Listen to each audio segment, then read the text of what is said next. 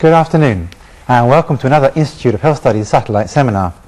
I'm Ray Jones, Director of Research for the Institute of Health Studies, and with me in the University of Plymouth TV studios today we're very pleased to welcome Di Millen from the NHS Information Authority. She's working with and will be talking about the NHS U.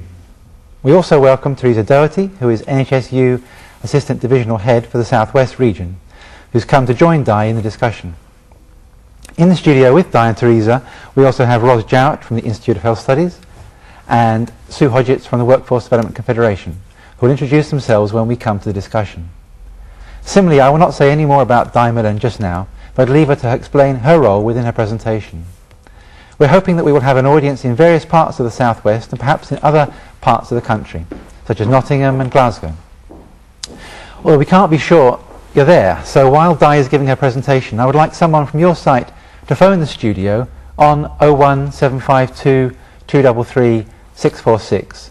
That telephone number will be given again later. Don't worry about the phone ringing down here, it won't. You'll get through to Dave or Zoe, your colleagues in the control room, and you can just say, for example, this is Nottingham watching and we've got 8 people here.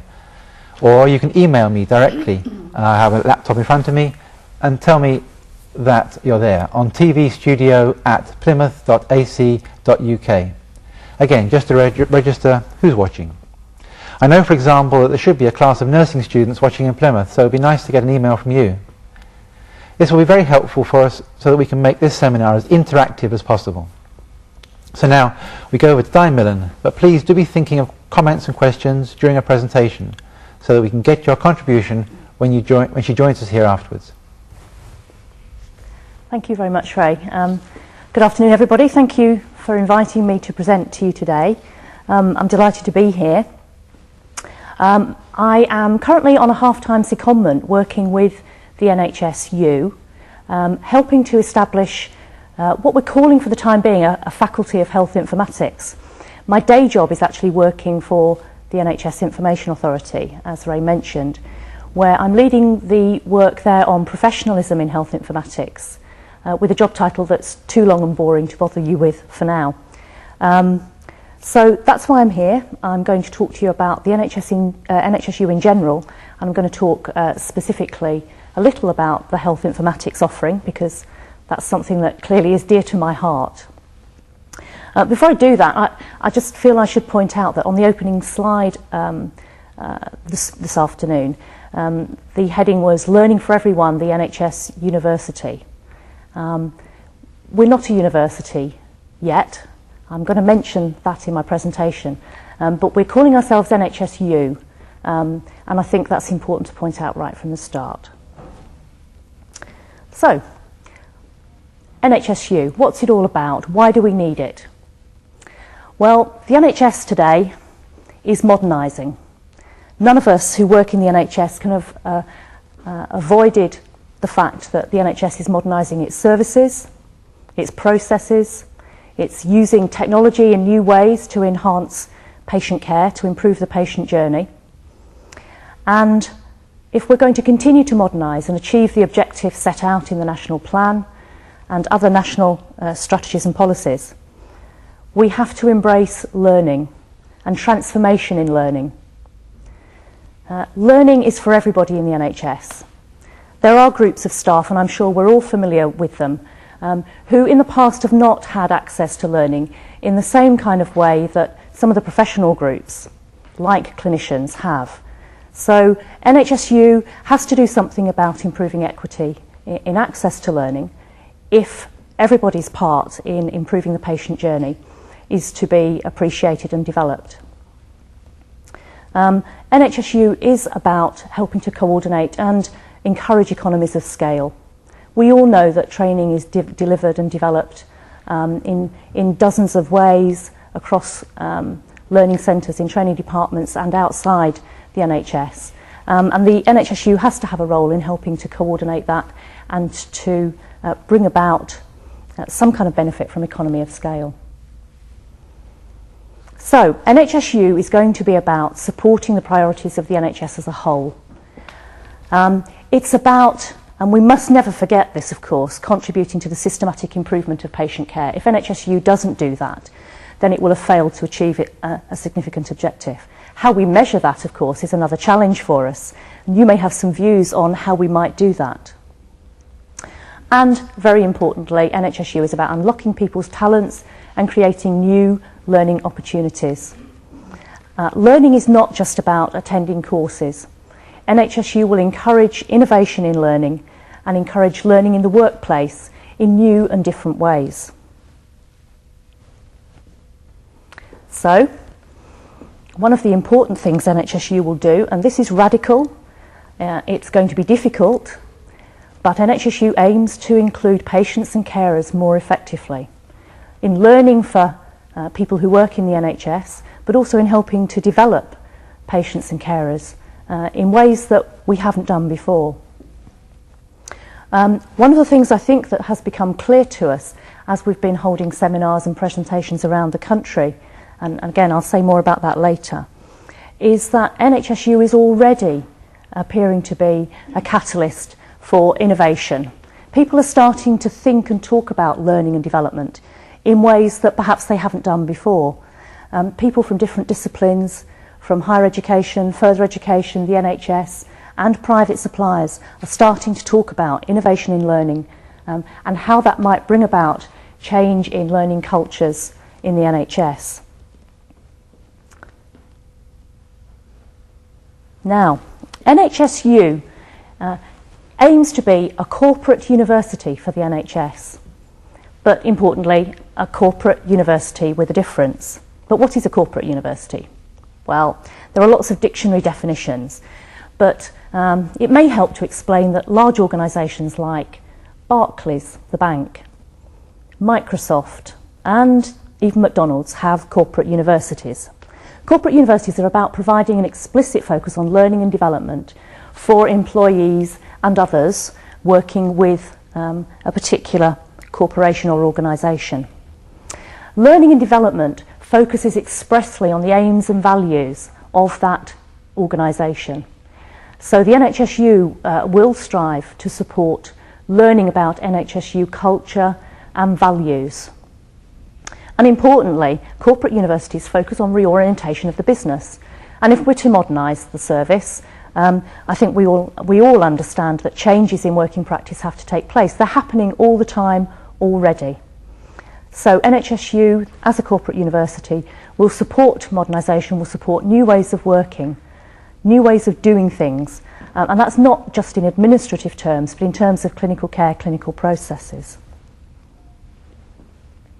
Importantly, a corporate university champions investment in skills, competencies, qualities and self-esteem of staff. NHS U can be an agitator. I hope it will be. I hope it will stimulate discussion. I hope it will stimulate debate about resource, about direction of travel and about investment in human resources in terms of education, training and development.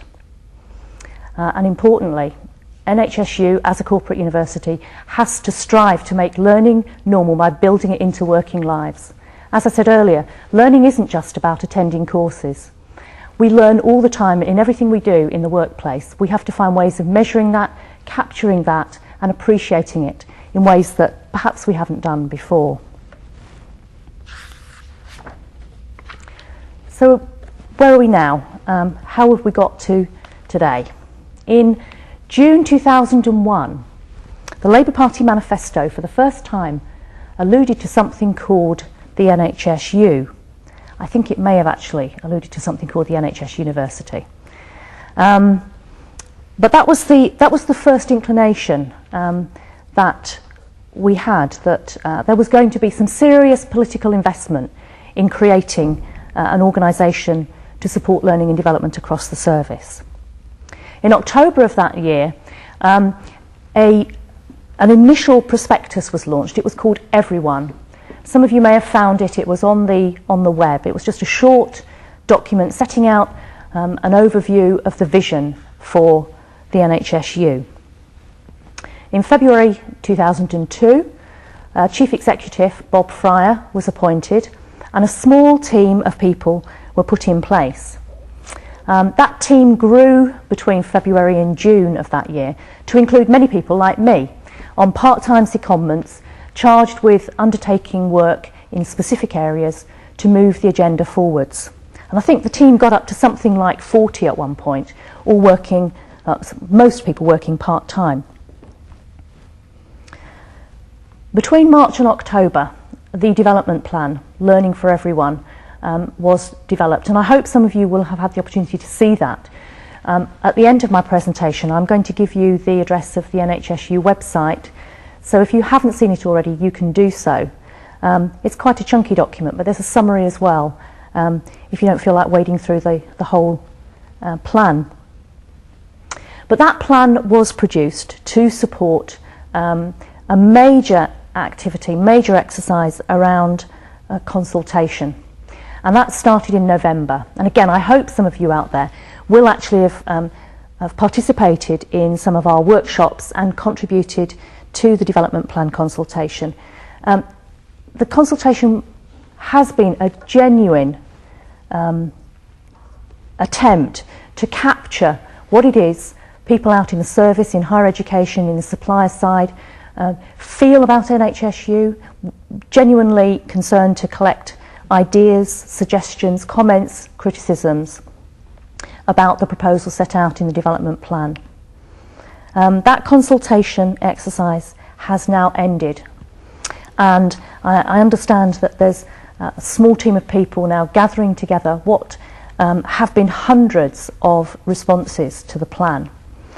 They've come electronically, they've come in writing, and all the information gathered from the consultation events, the workshops themselves, all that data is being gathered by organisations like Mori and will be fed into the resulting document. So, who is NHS U for? It's a question that everybody asks, quite rightly. In a nutshell, it's for everyone who works in the NHS. It's also for anyone who works for the NHS, and that's important. So we're not only talking here about people who are directly employed by the NHS, but people also on contract, and that includes cleaning, catering staff and clinicians. But there's a gradually extending to on that slide, and the ambition is to extend its remit to cover staff working in social care and ultimately patients and carers as well. I hope you can see from this that this is a significant challenge, and I'm hoping that some of you will have comments, particularly perhaps about how NHS U might work with and benefit patients and carers, because I think that is going to be a particular challenge for us.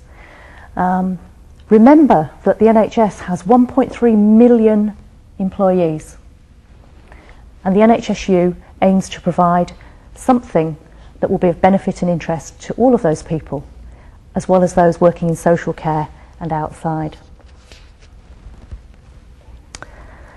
The development plan talks about 8 guiding principles for the NHS, and I think these are important. These, for me, are the foundations of everything that NHS U has to do. And anything we plan, anything we develop, has to be mapped back onto these principles to make sure that we are along the right tracks. So, these principles are access. This is about making sure that everybody in the NHS has appropriate access to appropriate programmes to support their personal and professional development. But importantly, targeted towards meeting the organisation's needs. So this doesn't mean that everybody can have access to anything they want. There clearly has to be prioritisation, there has to be planning. Learning and development has to be relevant, and NHS U has to make sure that all its offerings are relevant, that they meet targets, objectives, and generally support the modernisation agenda. Users of NHS U service must have choice. They must have choice about how they learn, when they learn, where they learn, and what they learn. We all have different learning styles and preferences. Sometimes it's good for us to move outside our comfort zone and try something that's new or different, but actually NHS U has to provide choice for people as far as possible. and importantly provide support for learners.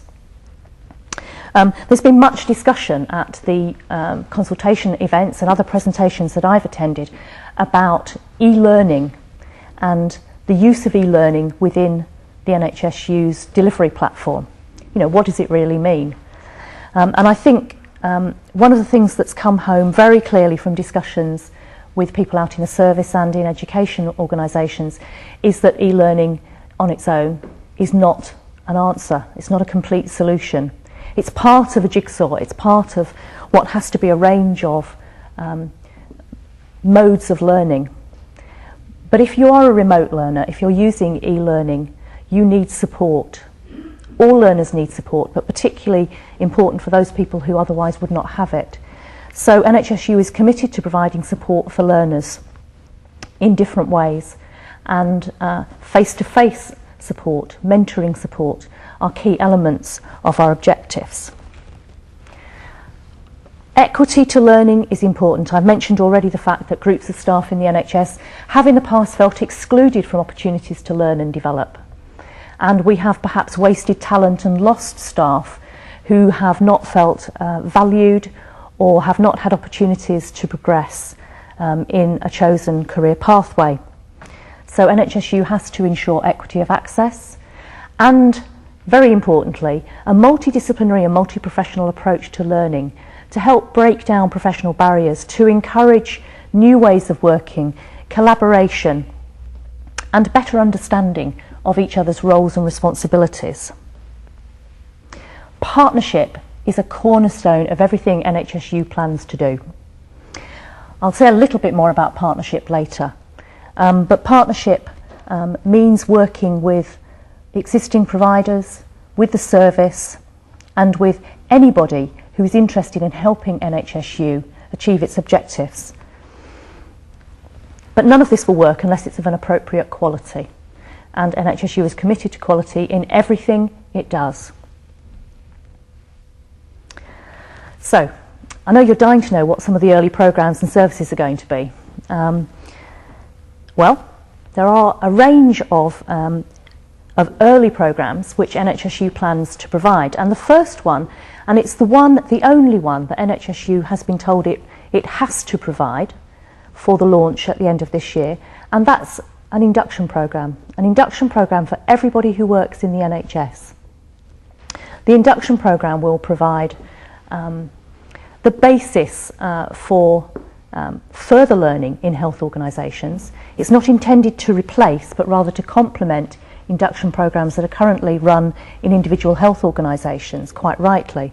But it will introduce new employees to the service, to the NHS's culture and values, its structure, its organisation and its principles. And there's some interesting work going on at the moment by two developers to create a programme to achieve those objectives. So that will be available, may not be available everywhere from November the 1st or whatever the chosen date for our launch is. It may not be available everywhere to everyone, but over time the induction programme will be there and will be, I hope, a flexible product that can be used in a number of ways to support learning in health organisations. There will be a programme on communication skills. The induction programme will include a basic module on communication skills, but there will be a more advanced communication skills programme. There will be an offering around skills for life, literacy and numeracy. The proportion of citizens of the UK who would benefit from some kind of basic literacy and numeracy training, I understand, is immense. It's a significant proportion. It's something like 34% of the population. So I think we can assume that something like 30% of the NHS employees would benefit from the same kind of skills training. So that will be available through NHS U. There will be a programme on first contact in primary care. There will be a programme around health informatics, and I'm going to say more about that later. A programme on infection control and hygiene for cleaning staff is currently actually being run as a pilot. That will be available. We are migrating into the NHS U portfolio the Managing Health and Social Care programme, some of you may know as MESOL, Managing Health Services. And we hope to be able to have available some foundation degrees. In addition, there will be information, advice and guidance. There will be some e-learning, although I have to say that the e-learning platform that you see when we launch in November, I suspect will be very different from that which is eventually put in place. Work is underway to specify, develop the business case for, and then go out to tender for an e-learning platform for NHS U. Learner support networks are being planned and put in place. There will be an embryonic qualifications and accreditation framework. And colleagues are also working on a learning needs observatory, which will gather data from across the NHS U divisions about what key learning needs are. And that will help inform its programme of development and delivery. Other items that we're hoping to be able to have on offer soon, if not in the initial portfolio soon after, something around junior scholarships. This is about providing opportunities for 14 to 16-year-olds to learn about the NHS, to encourage them to move into the NHS for a career, and then for them to stay and learn and develop and become NHS staff for the future through NHS U. And NHS U fellowships. A scheme is being developed looking at how NHS U might provide fellowships for people working in the service. So there's a lot to do between now and November.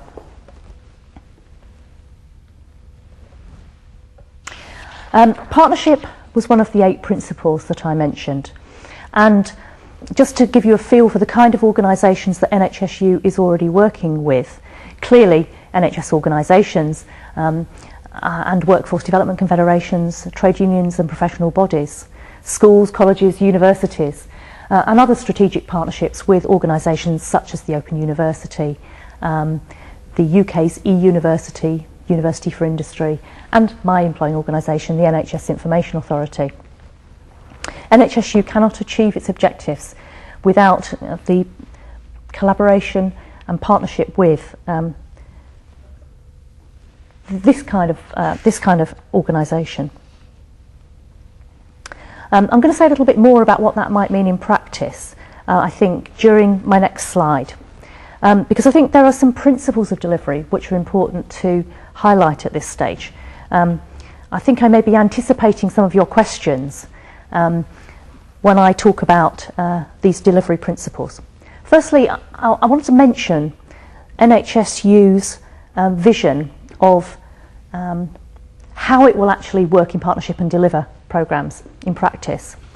NHS U is not going to be a provider of taught courses in a conventional sense. It does not intend to develop a large portfolio of taught programmes.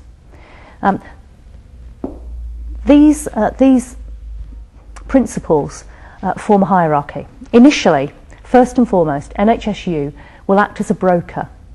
It will broker existing programmes, it will broker existing opportunities, and to do that it has to clearly work in partnership. Where it is not possible to broker, where there's a gap in existing provision, NHS U will commission, and again that has to be done in partnership.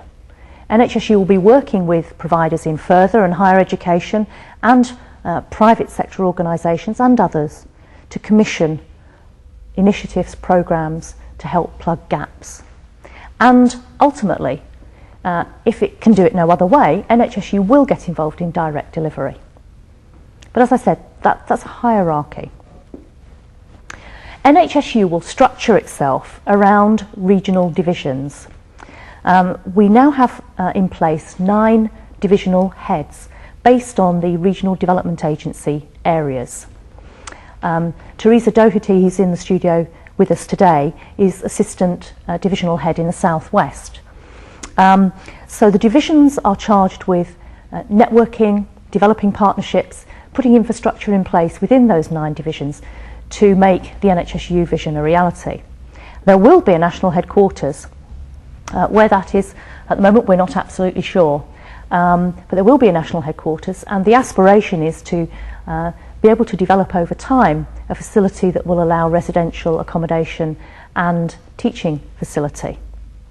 So there'll be a small number of staff in the national headquarters and a network of divisional heads and support staff working with health organisations and others in partnership. NHS U will adopt a blended learning approach to providing learning opportunities and supporting learners. I've mentioned the e-learning platform. I've mentioned the fact that that in itself is not going to be adequate. So NHS U will endeavour to offer flexible opportunities for learning in ways that meet individual learners' needs. And I guess that was my last point, really. NHS U will add value to what's already there and brokering what's already there by helping to provide local support for learners in all sorts of different ways. And if you have specific questions about that, I suspect Teresa's the person to talk to. Ultimately, NHS U wants to provide academic credit for its learners and to achieve university status. So we can't call ourselves NHS University yet, we're not. There's a journey to be had, there's a pathway that we have to tread, and it's not going to happen overnight. But the vision for NHS U is that it will become a chartered university and award its own credit where appropriate. There are some tough issues that I've alluded to in my presentation to date, and I'd be very surprised if some of you aren't burning to ask me questions about making time to learn, for example. How will NHS U make time to learn a reality? Well, I'd say first of all, and again preempting questions I suspect, NHS U can't do it on its own.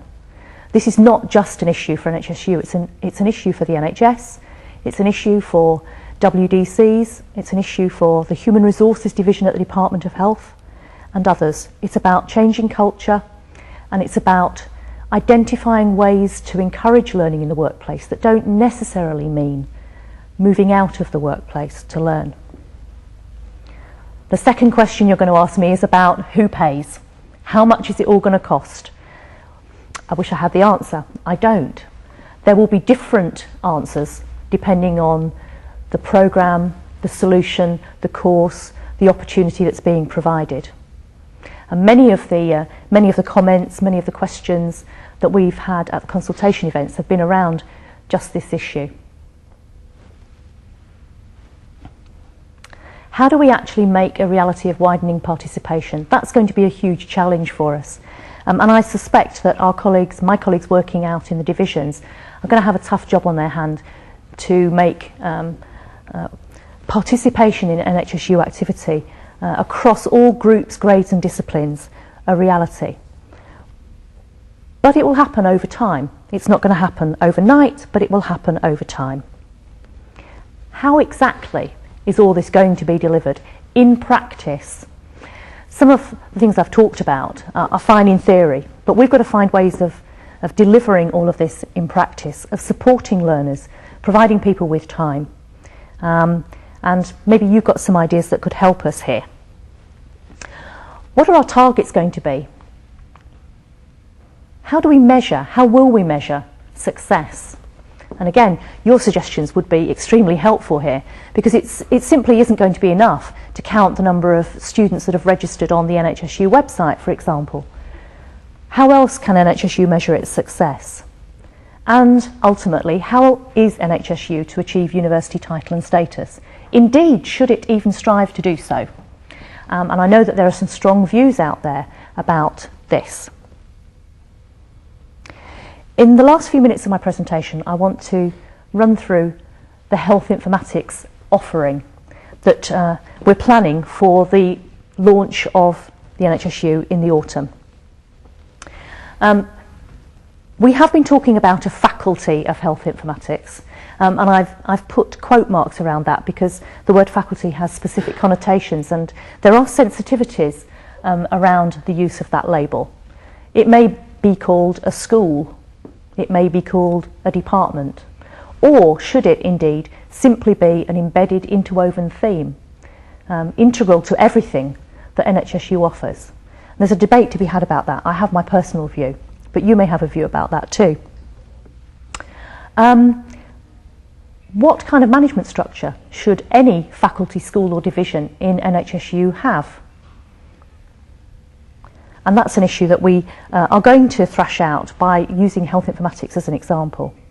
Very importantly, from my perspective, the Faculty of Health Informatics is being established in partnership with the NHS Information Authority and the National Education, Training and Development Programme. Sorry about that, slip of the thumb. There are other stakeholders involved in helping us look at what the Faculty of Health Informatics should look like. And I would really value your input into this. We need to know what it is NHS U can do for you in health informatics, education, training and development terms. How can we add value to what's already there? How can we plug gaps in the market?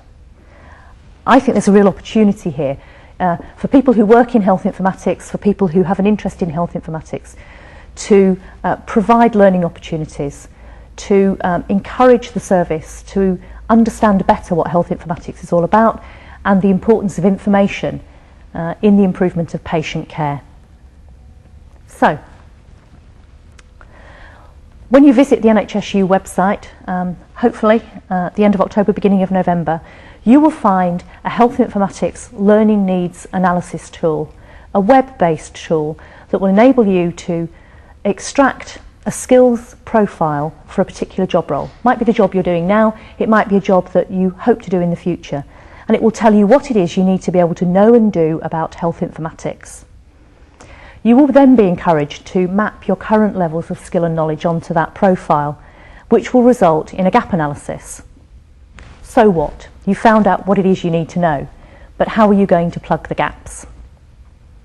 There will be attached, seamlessly available through the tool, a database of tools, courses and resources. So for every gap that's identified, there will be a signpost to somewhere, something or someone to help you meet that need.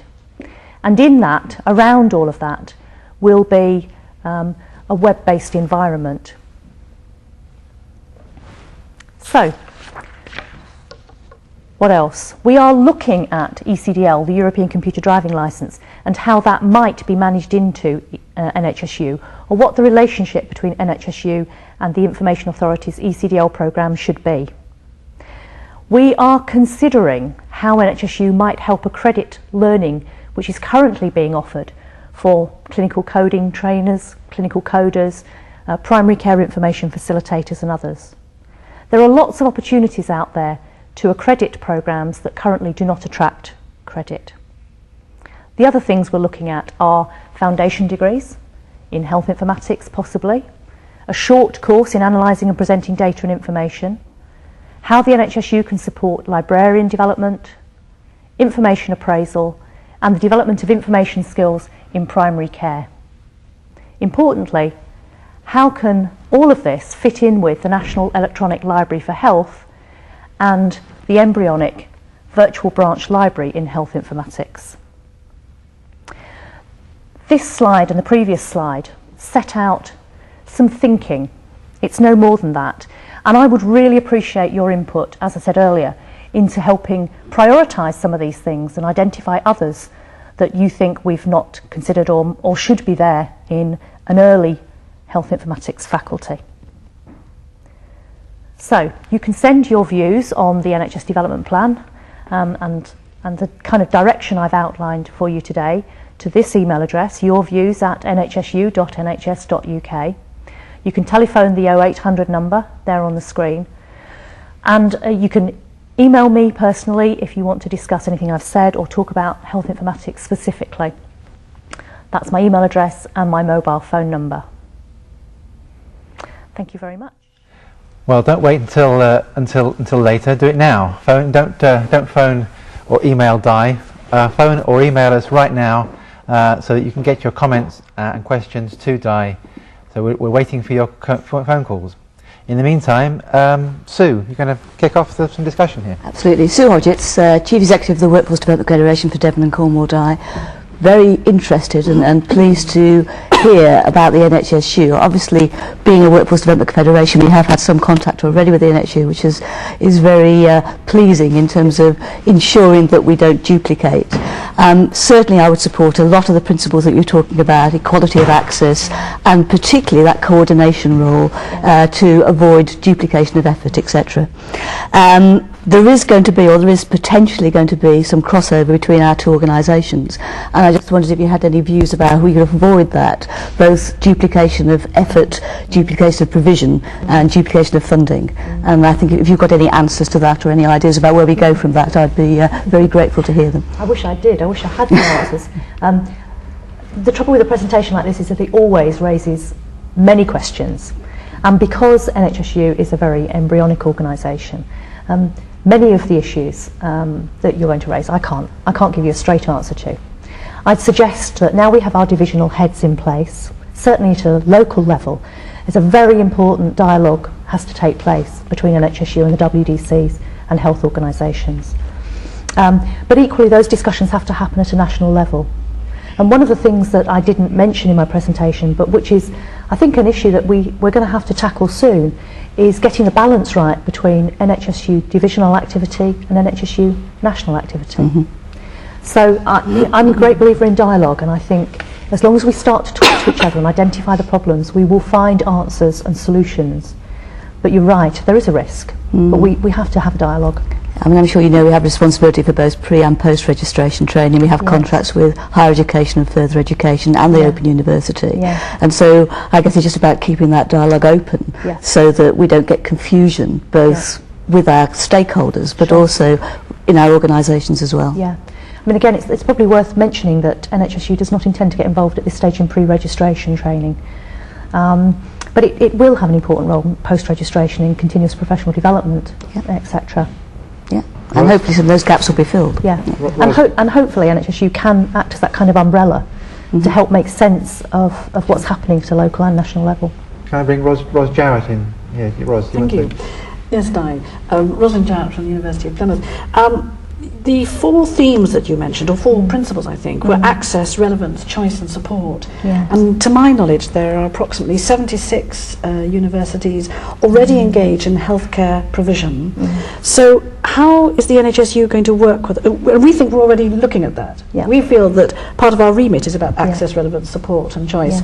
So how are you going to work with us to ensure there isn't duplication or unnecessary repetition? Well, again, it's a difficult one, isn't it? I mean, we've talked about partnership, but what does that mean in practice? Partnership can mean lots of different things. I think, in answer to your question, I'd say that NHSU has got to develop its brokerage role, importantly. And I hope that eventually NHSU will become a kind of single point of access for people who want to find out what's out there.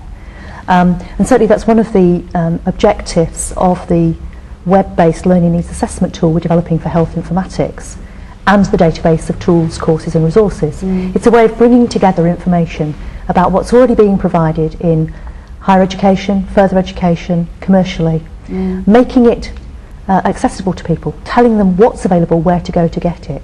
Can I sort of jump? I mean, why is there a need for that though? Because I mean, surely, for example, if take the nursing courses or the medical school courses, I mean, surely people already know what's out there, and you know, why do you need somebody else coming in saying what's there? Well, I'm talking specific. We're already competing. And how would NHS U, for example, give information about, say, a course being offered by Plymouth versus a course being offered by rivals Bournemouth or Bath or something else? Well, the database I'm talking about is specifically about health informatics programs. And I think that is a difficult area. Firstly, people don't know what health informatics means. It means different things to different people. So by giving access to a full range of programs that bear the umbrella label health informatics, hopefully will help to demystify it as a subject, firstly. But it's very difficult for somebody out there to find out just what's available to meet their needs in health informatics terms.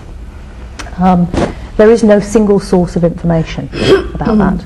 Now, I think you were alluding to a question of quality and whether NHSU might be approving certain programs or recommending certain things. And certainly initially we can't do that because we don't have a quality framework in place. But over time, it may well be that NHSU will jointly badge, will kite mark other partners' programmes if they meet the appropriate quality framework standards. But it's a very, health informatics is a very different kind of world at the moment from some of the programmes I think you've been mentioning. And our offering is being tailored to meet a specific need in the health informatics domain. It may not be applicable across other divisions or faculties as they develop. Sorry to interrupt. Can we come back to you in a minute, Ros? We have got an email from Plymouth here, and I'd like to take some of the questions from Plymouth. I'll tell you all three questions, and you can come back to them, Guy. First one is: given that the core principles, aims, and many of the hang on, I'm going to close something out of the way here. Get out of the way. Get out of the way. I need to go to an informatics course. Damn technology. Right, start again. Given that the core principles, aims, and many of the programmes delivered mirror what current universities and learning centres currently offer, what extra will NHS U offer over and above these current providers? That is, specific examples of added value. I'll do all three questions. Second one is: given that you have piloted a number of sites, how have you been measuring success? And the third one is: how are you going to address the time and resources issue for staff currently in the NHS? We would like to have some specific examples, they say. Thank you. Thank you, Plymouth. Thank you, Plymouth. Do you remind me what the first question was? First one was, given the core principles, aims, and many programmes delivered, what extra will NHS U offer over and above current providers? Okay. Well, NHS U will firstly help to identify gaps in existing provision. It doesn't aim to provide or deliver or compete with existing programmes where they are already in place. But I turn the question back to you actually and say, what do you think NHS U can provide in the way of added value? It may be advice about learning pathways, it may be learner support at a local level, it may be accreditation. There may be all sorts of things NHS U can do in the way of brokering existing programmes that would add value to the users.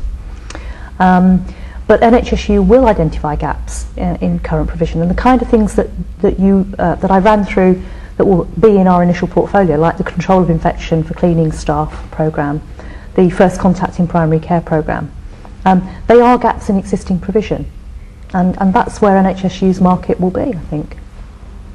I don't know whether Teresa must chip in if she wants to add anything here, because I think one of the things that on a local basis, which is what we're here for, is that to work closely with the WDCs and the FE and the HUs to identify the local learning communities and establish what is already there in a systematic way. And one of the things we're going to do is a mapping exercise, so that we'll have information that when the NHS U programmes are available, we can then identify where these gaps are, so we're not causing a duplication in the resource that we're hoping to provide, and look at also provision in a more flexible way, not within the workplace, maybe not necessarily within HE or FE. I mean, that perhaps brings us on to that third point, which maybe Sue also has some comments on this point about how are you going to address the time and resource issues for staff currently in the NHS. I guess what they're getting at there is the fact that staff don't have time to go on training and education anyway, and we have great difficulties getting them out. Does anybody want to pick that up? Well, I think I said in my presentation that learning isn't always about going out of the workplace. NHS U is committed to recognising or to encouraging others to recognise the value of learning in the workplace, first and foremost. It is not an issue that NHS U on its own can resolve. It's a general issue for the NHS. It's about changing attitudes to learning. It's about being flexible. It's about embedding learning into everything we do in the service. And there have to be discussions with Human Resources Division at the department and others about that as a general principle for the NHS as a whole. If nothing else, I think NHS U has a role in kind of agitating about this, about stimulating discussion and about stimulating change. But it cannot change the culture of the NHS in this respect on its own. But I know if Bob Fryer were here, he would say this isn't just about taking people out of the workplace, but it's about encouraging learning in the workplace and recognising the value of learning that takes place in the workplace as well.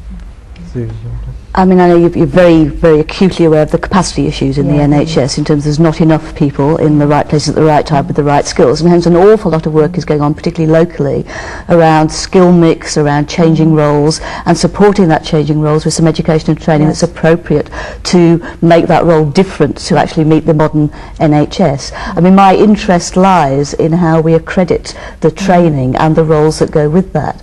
And I know that, I mean, Ros and I have constant debates about speeding up the process in terms of accrediting that education and training. I can presume, perhaps, that the NHS might play a part, NHS U will play a part in some of that accreditation. I think that's absolutely right.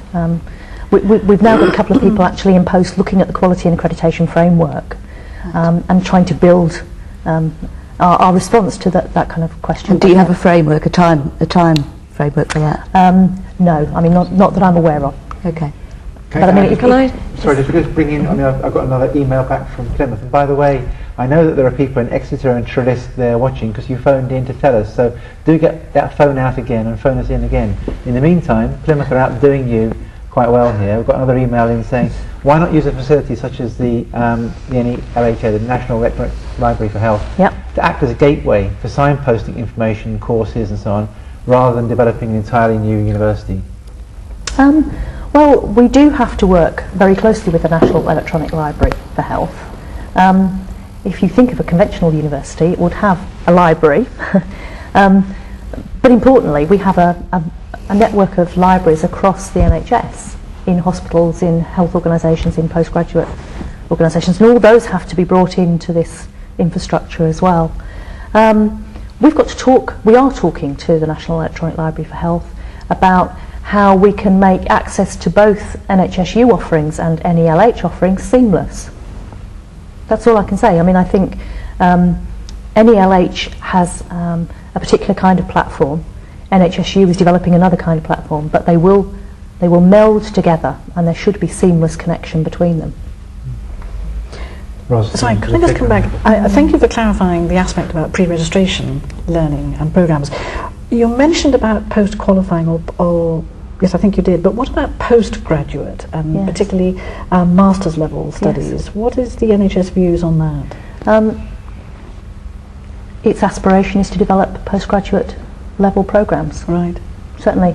As an example, and this is an example not of delivery but of brokerage and partnership, in health informatics terms, we've been talking to the providers of master's level programmes in health and medical informatics to say how can we make better sense of existing provision, because it's a relatively specialist area.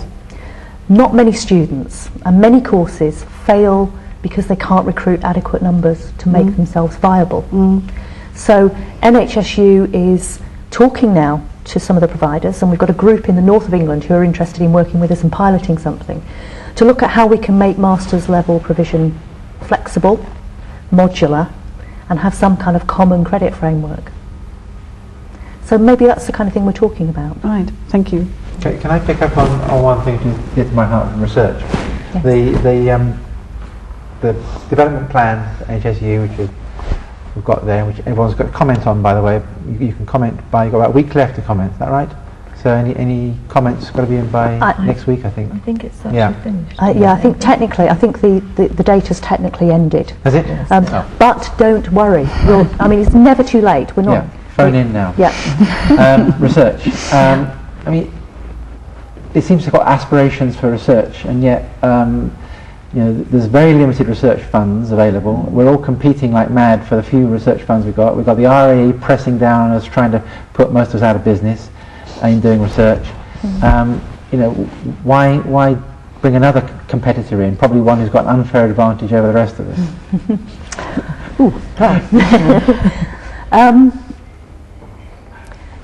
Pragmatically, the development plan has to talk about a research capacity. If NHS U aspires to become a chartered university, it has to have a research capacity. Or it did until the recent white paper came out, and I think that's another debate to be had, maybe.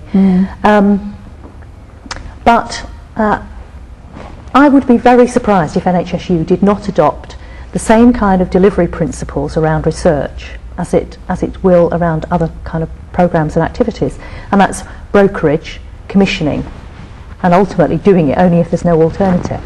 And I think NHSU... I mean, we've got, how many commissioners have we got at the moment? We've got the SDO, we've got HTA, we've got, I mean, how many more commissioners do we need? I mean, well, maybe NHSU should have a key role in helping to coordinate some of that activity. But it's the kind of thing that we need your feedback to from the development plan. You know, it's a minefield, I recognise that. And certainly in my specialist area of health informatics, we've tried to get the different research bodies together to make some sense, to get some dialogue going between the NHS and the research institutes about priorities, to try and make sense of the funding. And, you know, perhaps one of the things you should be saying to us is that NHSU should have a role in doing that. I've got somebody, we've got Margaret in Exeter who's been hanging on the phone for quite a little while now, so perhaps we can bring Margaret in with your question, please. Hello, I'm one of the midwifery lecturers in Exeter, and we've been discussing amongst ourselves that apparently at the moment it seems that the NHSU is going to be largely a resource and information for the NHS staff, and we were just wondering what proposals there are for any sort of training programmes for any category of staff. We've been trying to get our minds a little bit broader than just thinking in terms of the nursing midwifery programmes we have at present, and thinking of the wider NHS employees. And what sort of training programmes do you anticipate doing through the university, and if so, when? Okay. There was one slide in my presentation that set out what the initial portfolio will comprise, and there's some very practical courses in that around control of infection for cleaning staff, around first contact for primary care nurses. There's one that actually wasn't on my slide, which is around pre-operative assessment, which is being managed in. So those are three very practical programmes of learning. There will be others, I'm quite sure. What we're doing currently is concentrating on getting everything ready for November, and starting to plan beyond that. But we need your thoughts and suggestions. I'm genuine about that. I think we need to know what it is that you would value and what would be helpful. There will clearly be within NHSU a structure for determining, a process for determining what its curriculum should be, what its portfolio should be, and what its priorities should be. But there has to be feedback with partners, with the service, to help inform all of that. Can I just say, I think that's where the local division will come in through working in partnership with the various learning communities, which in Devon and Cornwall would be the local workforce development groups, and then in Somerset and Avon, Gloucester and Wiltshire with the new academies that are being set up. It's about identifying the local need as much as the national need, and wherever possible identifying best practice, maybe considering piloting it, getting it onto a different footing, and then perhaps piloting and rolling this out on a national basis. But all this will take time, but we will have the role of feeding back into the learning observatory as to how new programmes develop. I mean, I'm just wondering whether I may ask another question that, I suppose, building on Ray's question about the competitiveness of research monies. Is there a danger, or I think there is a concern actually, put it that way, that higher education institutions may think that some of their current monies could be top sliced or reduced in order to fund the NHSU? Is there any truth in underlying that concern? I can't give you a straight answer to that because we just don't know. Right. We really don't know. You can understand our concern. Absolutely, yes, certainly can, yes. I mean, it may be the converse happens, of course, that NHSU stimulates demand and therefore is able to secure additional funding from the centre. Right. But that would be good. That would be nice, wouldn't it? And certainly that may well apply in the research domain as well. Right.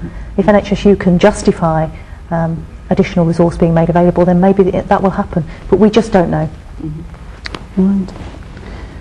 Sue, you want to come back in? Where an obvious area for me where you can really add value in terms of the learning environment is around e-learning and providing that coordinated approach towards e-learning. And every organisation in the NHS, so I'm sure you know, has a requirement to have an e-learning policy. Yeah. Where are you in any of this? I mean, this is very current, it's needed now, and you know, what I hear you say is, yes, we'll do it, but it'll take time, and what's going to go on in the meantime? Are people going to go off at tangents? Is there going to be a lot of different activity which can't possibly be coordinated in the end? Yeah. I mean, where are you in that particular area? Okay, well, this isn't my area of expertise, okay, so I may not be able to give you the very up-to-date position, but we are planning for an interim solution whilst the business case for the broader e-learning platform is processed. There will have to be an OJEC tendering process put in place. So, I mean, we're talking about at least the end of the year 6 months, before that can be complete. So we have to have an interim platform in place. And what we're doing at the moment, and certainly one of the problems I've had in developing my web-based learning needs assessment tool, is trying to make sure that it's built on a platform in a flexible way that will enable it to migrate into whatever it is we have in the future. Yeah. But a lot of work has gone into looking at what's currently available, what is likely to be available in the next couple of years, because the danger is, of course, that we will actually, you know, the technology will have moved on by the time we've procured. So we're trying to future-proof what we're doing, but making it something which is robust, which is usable in the NHS, you know, because we do have, you know, issues around connectivity in the NHS and access to the technology. So all of those kind of things and its functionality have been specified now. And the process is in tray. And the other issue is resource, isn't it? I mean, you know the disparity in terms of resource from one organisation to another. Yes. Some people don't have access to IT, some people do. Absolutely. And, you know, is there any part you can play in bridging those gaps? But again, I think NHS U has to act as a kind of stimulant. With my NHS Information Authority hat on, of course, I would say that by the 31st of March 2003, that's a fortnight, isn't it? Absolutely. Everybody in the NHS should have access to web-based or web browser, email and directory services. I'm sure you're going to create lots of questions coming in after that one. We're running out of time, and I've had another email from Plymouth just saying that you didn't answer question number 2, which was how are you going to measure success? Yeah. I think that's very difficult. I'm not sure how we're going to measure success. Your ideas on a postcard, please. Well, what would you consider to be success for NHS U? Well, at that point, I think we'll have to call it a day because we are running out of time. So thank you very much for participation, everybody here. Thank you very much to Di Millen, Teresa Doherty, Ros Jarrett, and Sue Hodgetts. And thank you all as well for your participation.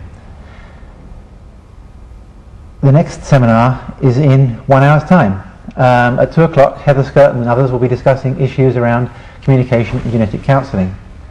Next month, on April 10th, we've got one of our NICE seminars in which the NICE guidance on atypical antipsychotic medication will be discussed. So put that one in your diary too, and we look forward to your participation. Thank you very much for participating today. Goodbye.